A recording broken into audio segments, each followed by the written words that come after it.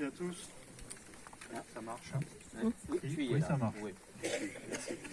Bonjour à toutes et à tous, monsieur le sous-préfet, monsieur le président, monsieur le maire, chers amis, chers voisins. Chacune, chacun d'entre vous, vous avez fait l'effort d'être là ce matin. Et comme l'ont dit Pascal Lousteau à l'instant et Alain, votre présence ici, elle est un hommage à ceux qui ont mené ces actions de passage, à ceux qui ont subi aussi l'obligation de passer.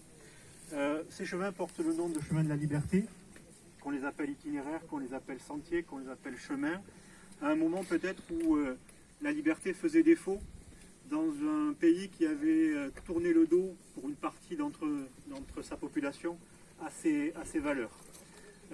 Ceux qui, à ce moment-là, avaient abandonné le triptyque républicain, ceux qui avaient abandonné l'héritage de 89, heureusement, n'ont pas emporté la totalité de notre population, et il part notamment dans nos montagnes, et particulièrement dans nos montagnes.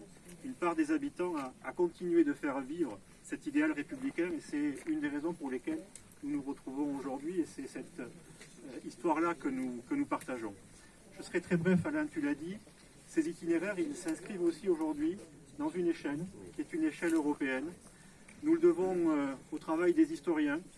J'ai une pensée encore aujourd'hui pour Émilien Deschênes, qui a révélé ces itinéraires par son travail, par ses enquêtes, il y a maintenant plus de 50 ans.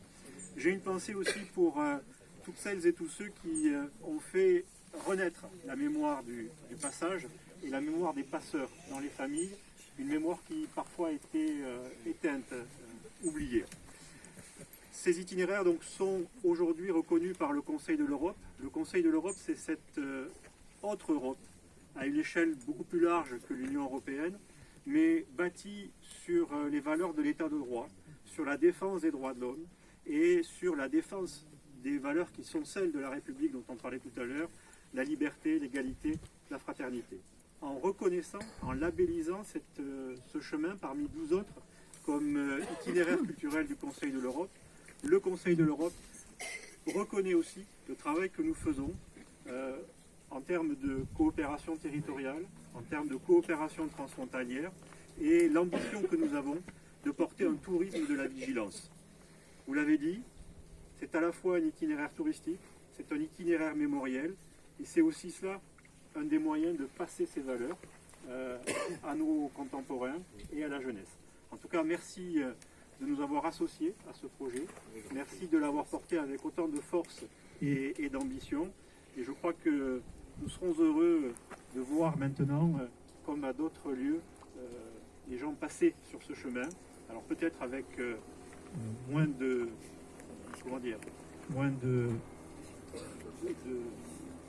avec plus de légèreté, voilà, moins de poids qu'ils ne l'ont fait par le passé, mais en partageant autant les mêmes valeurs. Merci.